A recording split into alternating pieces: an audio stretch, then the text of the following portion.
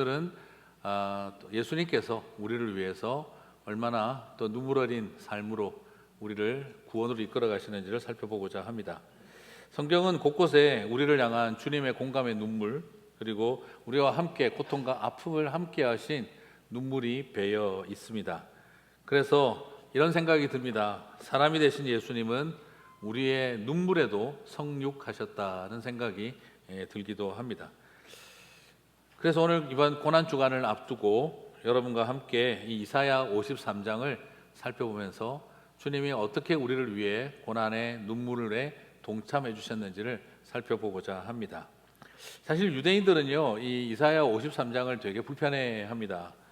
그래서 한때 이스라엘에 전도하시는 분들은 의도적으로 팻말을 들고 이사야 53장을 읽어보시라 그렇게 할 정도로 이사야 53장은 유대인들에게는 굉장히 부담스럽게 느껴지는 본문입니다. 그래서 만약 이사야 53장을 가지고 사람들에게, 이 이스라엘 사람들에게 도전을 하면 굉장히 불손하다라고 느끼고 불쾌해하는 모습을 볼 수가 있습니다. 자, 그러면 이 본문이 왜 그러면 그렇게 불쾌하게 여겨질까요? 이 본문에는 정복하고 다스리러 오는 메시아가 아니라 오히려 고난당하는 메시아의 이야기가 나오기 때문에 유대 제국을 꿈꾸는 정치적 메시아를 꿈꾸는 사람들에게는 굉장히 불편한 본문입니다. 그래서 그러나 약간 좀 당황스러운 것은 이 유대인들뿐만 아니라 우리 기독교 안에서도 힘 있는 정치적 메시아로서의 예수님을 원하는 사람들에게는 정복적이고 공격적인 능력 있는 정치적 메시아를 기대하고 있기 때문에 오히려 이 53장이 잘 맞지 않다고 말할 수가 있습니다. 그래서 힘의 기독교를 추구하는 모습이나 그리고 힘의 유대교를 추구하는 이스라엘 사람들이나 어떤 의미에서는 정치적 메시아관, 강력한 힘을 가진 정치적 메시아를 바라는 점에서는 유사하다는 생각이 들 때가 있습니다. 유대 제국을 꿈꾸는 사람들이나 기독교 제국을 꿈꾸는 사람들은 종교는 다른 듯하나 같은 정치관, 같은 정치적 메시아를 원한다는 점에서는 유사성을 가지고 있다는 생각이 듭니다. 힘 있는 정치적 메시아를 기다리는 사람들에게는 이 이사야 53장의 메시아는 참 낯설게 느껴집니다.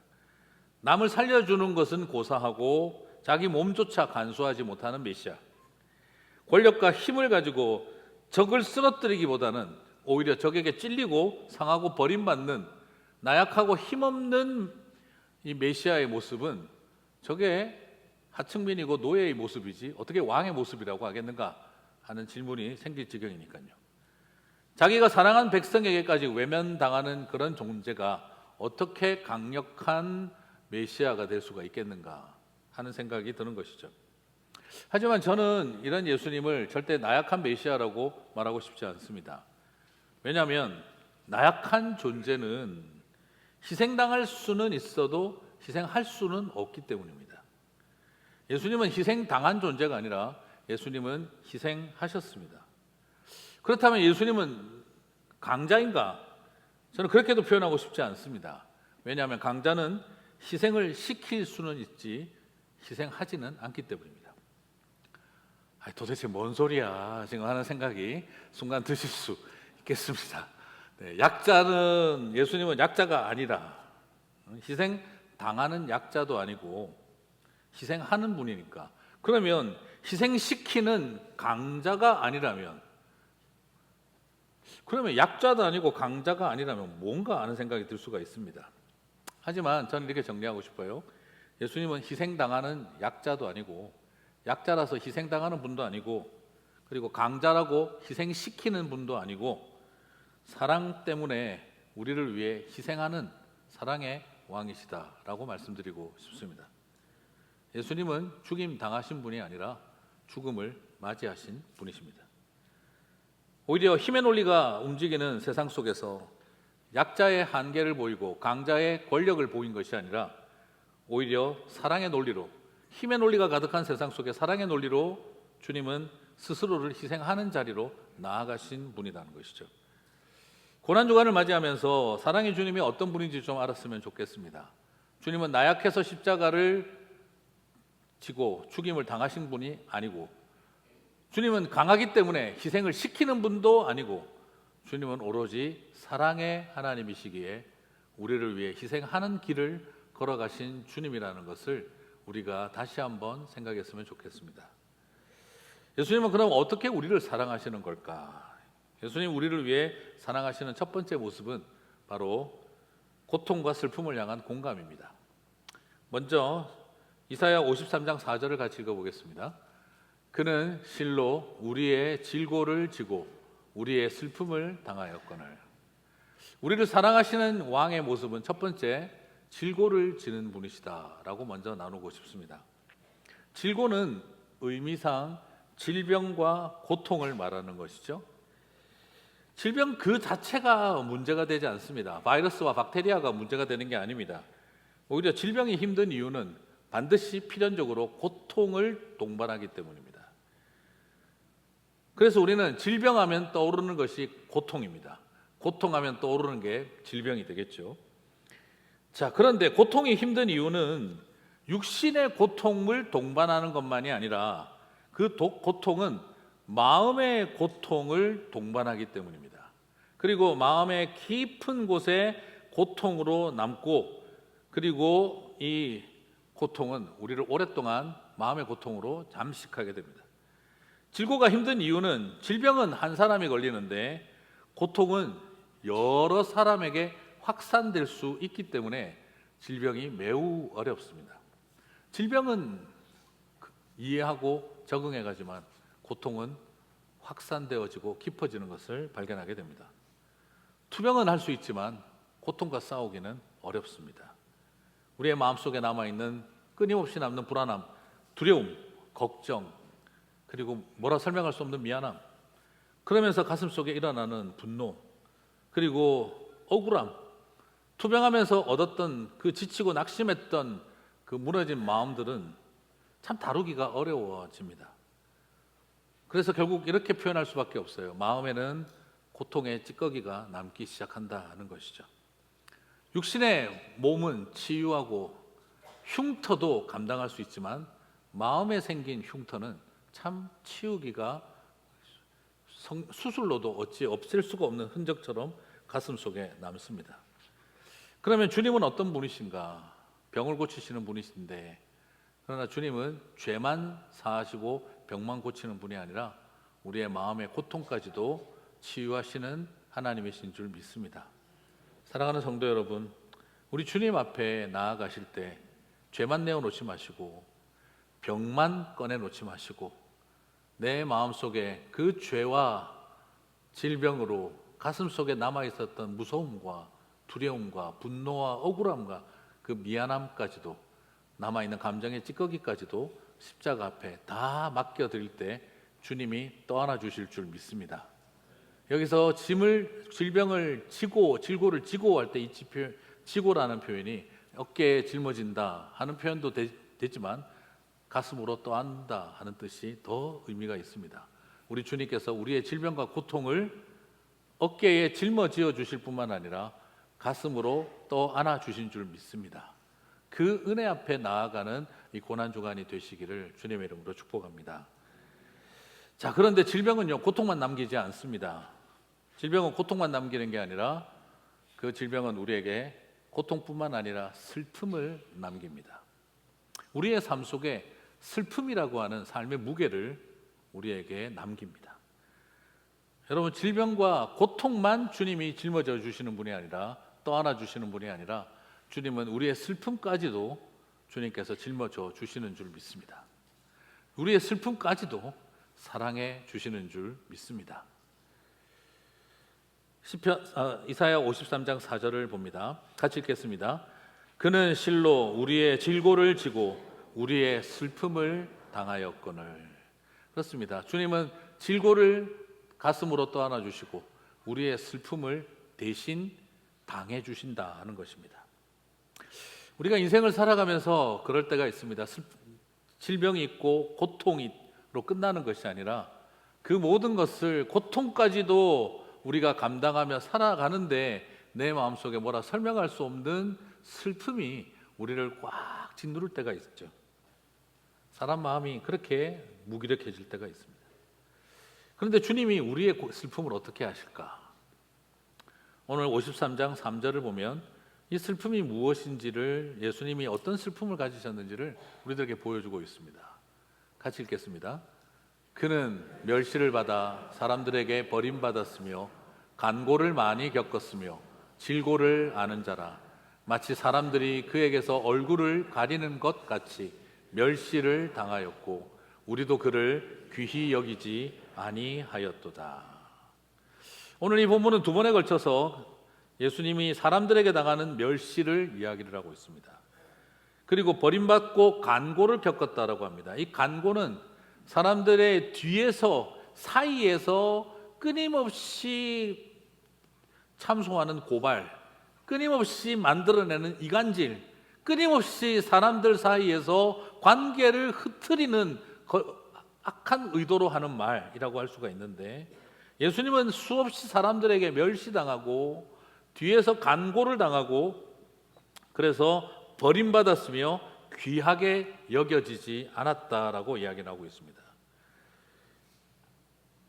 어쩌면 예수님에게서도 십자가를 감당할 때 가장 어려웠던 것은 육신의 고통이나 마음의 고통이 아니라 그가 감당해야 했던 이 멸시와 소중한 존재로 여겨지지 못한 버림받은 마음, 끊임없이 간고하는 자들의 말에 귀를 기울이는 사람들을 바라보면서 예수님 안에는 굉장히 깊은 슬픔이 존재했을 것 같다 하는 생각이 듭니다. 여러분, 사람에게 당하는 그 멸시와 슬픔이라는 걸 여러분 어떻게 했습니까? 사람은 그 멸시와 슬픔을 당하면 더 이상 싸움을, 저항을 포기하게 됩니다.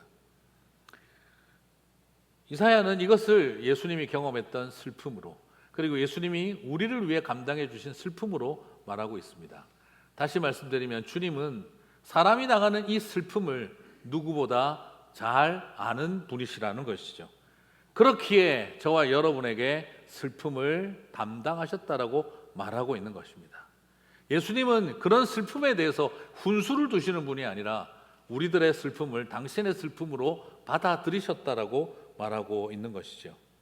여러분, 그래서 주님은 이 깊은 슬픔을 담당하셨기 때문에 우리 주님은 눈물이 피가 되고 땀이 피가 되고 물과 피를 쏟기까지 십자가를 감당했다고 하신지 모르겠습니다.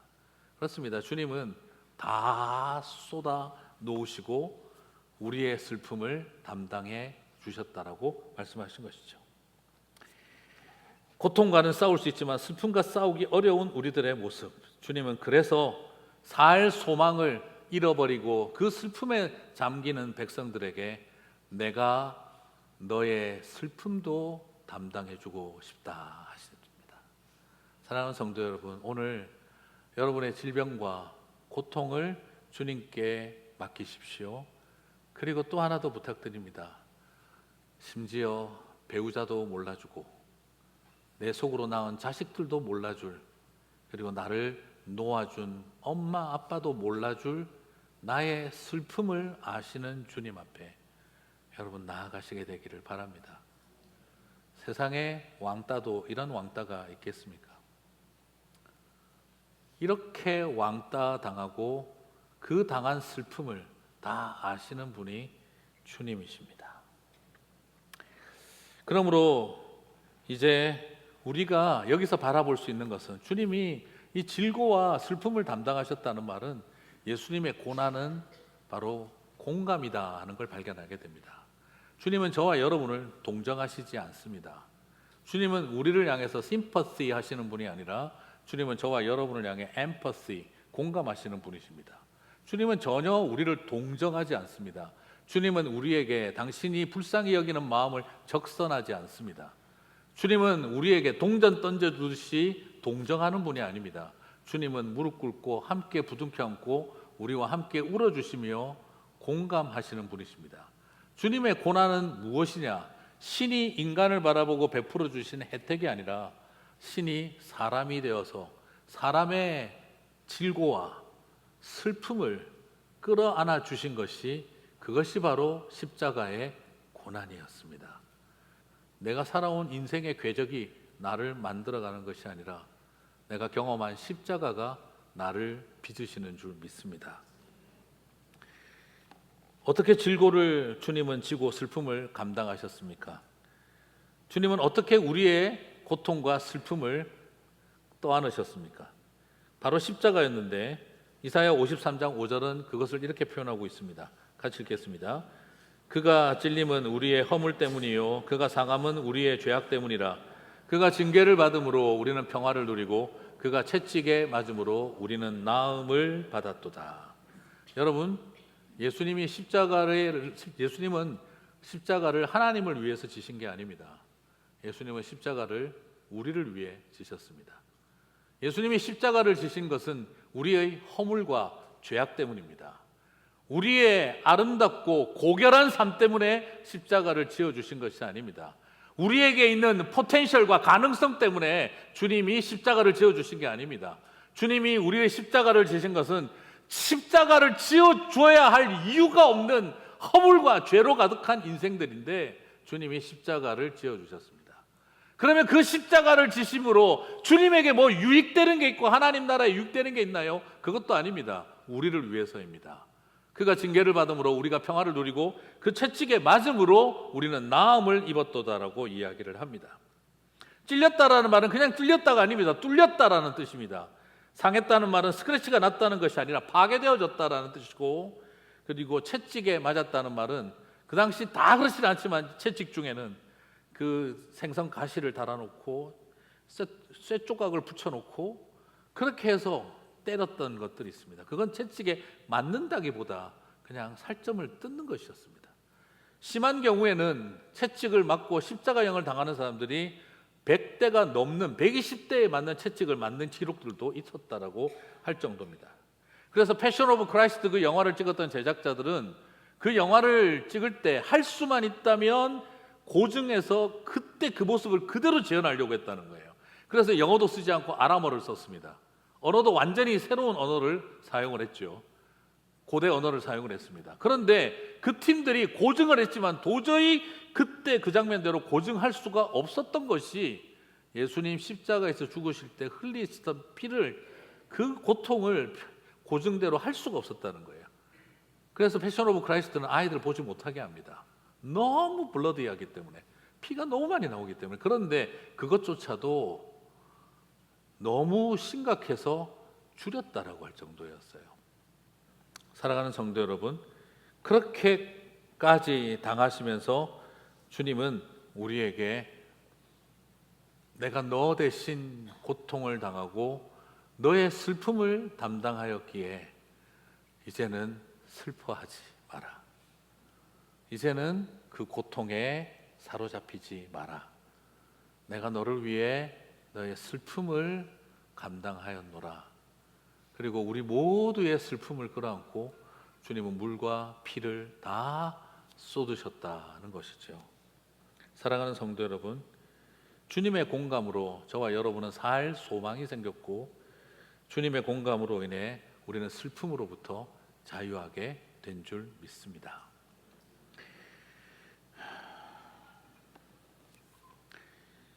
예전에 잘 알려졌던 이야기인데, 한 학교에서 되게 예쁘장한 여자아이가 하나 있었는데요. 그 아이는 공부도 잘하고 소위 말하는 완벽 그 자체라는 아이였는데, 그 아이에게는 남모르는 핸디캡이 하나 있었는데 그게 바로 화상을 입어 얼굴이 완전히 흉하게 일그러진 엄마라고 해요. 근데 그 예쁜 여자에게 추한 엄마가 있다는 것이 이 여자아이에게는 늘 부끄러움이었고, 그래서 엄마는 어떤 일이 있어도 학교 오지 말라고 늘 그렇게 하던 상황이었습니다. 그런데 어느 날 그 아이가 도시락을 가져가지 못하자 헌신적인 엄마는 많은 고민 끝에 스스로 도시락을 들고 학교를 향했습니다. 교무실에 맡겨놓고 살짝 나오면 될 거라고 생각을 했기 때문이죠. 그런데 하필이면 엄마가 그 올라가는 운동장을 가로지르는 그 순간 갑자기 전체 학교 모임이 있어서 학생들이 우르르 뛰어나오게 되고, 그리고 수많은 아이들이 보며 그 얼그러진 얼굴을 보며 찡그리고 피하는 상황이 왔고, 자신의 딸마저 엄마를 외면하는 일이 있었습니다. 학교가 마치고 집에 돌아온 아이는 엄마를 외면했다는 미안함보다 학교를 찾아온 엄마를 향해 화를 내기 시작을 했다고 해요. 그럼에도 불구하고 엄마는 미안하다는 말만 쏟아놓고 있을 때 그 모습을 지켜보던 외할머니가 참다 못해 분통을 터뜨리셨습니다. 지금까지 내가 말하지 않고 참아왔지만 이제는 네가 알아야겠다. 넌 그러면 안 돼. 네가 엄마한테 그러면 안 돼. 갓난아기 시절 너희 집에 불이 났고, 그리고 너 살리겠다고 아버지가 뛰어들어가서 나오지 못하고, 그걸 보다 못한 엄마가 다시 얼굴에 수건 두르고 뛰어들어가서 아버지 포기하고 너 끌어안고 나왔어. 그때 뒤집어 쓴 불덩어리로 인해서 엄마 얼굴이 저렇게 되었는데, 그걸 보고 네가 너의 엄마에게 이렇게 말하면 안 돼. 네가 몰랐다고 해서 없었던 일이라고 여길 수 없는 거야. 너에게는 못난 엄마인지 모르지만 나에게는 세상에 없이 예쁜 딸이야. 너에게는 못난 엄마인지 모르지만 나에게는 나보다 더 위대한 엄마야. 라고 그 외할머니가 눈물로 이야기를 해주었다고 하죠. 때로는 우리는 그렇게 생각합니다. 내가 몰랐으면 없었던 일이 아니겠는가. 그러나 내가 몰랐다고 해서 없었던 일은 아닙니다. 그렇습니다. 주님이 우리를 위해 그처럼 흉하고 못나고 나약하고 범죄자처럼 십자가를 감당했습니다. 12절 말씀처럼 그분은 모든 꼴을 다 당해서 하나님에게 저주를 받고 있는다라고 사람들이 말할 정도로 범죄자로 취급을 받았습니다. 그러나 그 모든 것은 저와 여러분을 살리기 위한 은혜였습니다. 그것은 나약함도 아닙니다. 그것은 강함도 아닙니다. 그냥 그것은 사랑입니다. 나약한 자들이 십자가를 감당할 수 있습니까? 그러면 강자들은 십자가를 감당할 마음이 있습니까? 희생을 당할 수는 있는, 희생당하는 것은 약자고 희생을 시키는 것은 강자지만 희생할 수 있는 것은 사랑밖에는 없습니다. 십자가는 나약한 자들의 전유물도 아니고, 그리고 강한 자들이 흔들어대는 십자군의 깃발도 아닙니다. 강하든 약하든 사랑의 힘만이 모든 것을 이기게 합니다. 아무리 약해도 사랑의 십자가는 모든 것을 승리하고, 아무리 강해도 사랑의 십자가가 없으면 우리는 이겨낼 것이 없습니다. 십자가는 채찍과 못질이 이길 수 없는, 고통과 슬픔이 이길 수 없는 사랑이 가득한 줄 믿습니다. 그 사랑 붙드시는 저와 여러분 되시기를 바랍니다. 예수님의 공감은 말씀을 마치겠습니다. 공감 대신 죽음으로 끝나지 않습니다. 그것은 우리를 향한 평화와 나음으로, 힐링으로 이어집니다. 참 이것이 감사합니다. 십자가는요, 그래서 내 슬픔을 담당해 주셨구나로 끝나지 않고, 십자가는 저와 여러분에게 샬롬과 힐링을 허락하여 주십니다. 이사야 53장 5절을 다시 한번 읽겠습니다. 그가 찔림은 우리의 허물 때문이요 그가 상함은 우리의 죄악 때문이라. 그가 징계를 받음으로 우리는 평화를 누리고 그가 채찍에 맞음으로 우리는 나음을 받았도다. 예수님은 하나님을 위해, 기독교를 위해 십자가를 지신 것이 아니라 예수님은 죄인된 허물 많은 우리들을 위해 십자가를 지셨습니다.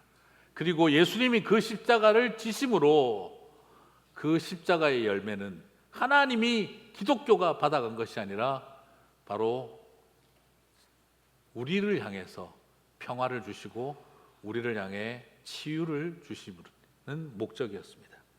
그렇습니다. 주님은 우리 때문에 고난당하셨고 우리를 위해 모든 것을 베푸셨습니다. 우리 때문에 십자가를 지시고 우리를 위해 십자가를 지셨다는 것입니다. 사랑하는 성도 여러분, 오늘 우리 안에 이 평화가 주어지고 힐링이 일어나게 되시기를 바랍니다. 여러분, 우리가 받은 사랑이 이런 사랑입니다. 주님이 고난당하셔서 우리에게 샬롬이, 평화가 임했고요, 우리 같은 자들을 평화롭게 살게 하기 위해서 고난당하셨고요, 우리 같은 사람 인생들을 살리려고 고난당하셨다는 겁니다. 무슨 말이겠습니까? 어떻게 적용할 수 있겠습니까? 배우자 때문에 찔리고 징계를 받는 것입니다. 자식 때문에 찔리고 징계를 받는 것입니다. 부모 때문에 찔리고 징계받는 것입니다. 기독교인들과 교회 때문에 찔리고 징계받는 것입니다. 그래서 저 인생들이 그냥 나는 딱 연 끊고 살았으면 좋겠다 싶은, 죄송합니다, 그 인간들을 평화를 누리고 그들이 치유받게 하기 위해서 내가 이 고통을 감당해야 하는 것이 우리가 받은 사랑이라는 것입니다. 사랑하는 성도 여러분, 우리가 그런 사랑을 받았습니다. 자신은 없지만 그런 사랑 하라고 우리들을 불러주신 줄 믿습니다. 그래서 힘들고 어려울 때에도 평화를 위해서 기도하시게 되기를 바랍니다. 평화를 잃어버리고, 평화는 분위기 좋게 협정서 써서 고기 구워 먹고 커피 한 잔 마시면 임하는 게 평화가 아닙니다. 평화는 십자가를 질 때입니다. 그냥 웃으면서 악수하고 허그 한번 하면 평화가 임하면 누가 못하겠습니까? 오늘 이 시대에 왜 평화가 없습니까? 십자가에서 우리가 찔리지 않기 때문입니다. 왜 치유는 그냥 능력으로 내가 손 얹고 치유의 은사를 주십시오, 떠나갈지어다 이렇게 하면 치유가 일어나는 게 아닙니다. 나음은 채찍에 맞음으로 우리가 나음에 이르렀다라고 합니다.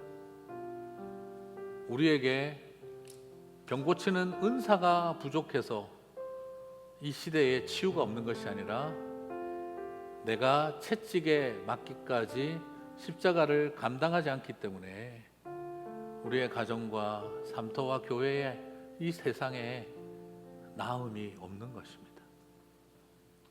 사랑하는 성도 여러분, 힘과 능력을 갖고 평화를 만들어내려고 하지 마시고, 병 고치는 은사와 능력을 갖고 힐링을 만들어내려고 하는 것이 아니라 채찍에 맞음으로, 징계를 받음으로 평화를 이루고 그리고 힐링을 누리는 저와 여러분이 되시기를 바랍니다. 그렇게 사랑받았으니 그렇게 사랑함이 마땅한 줄 믿습니다.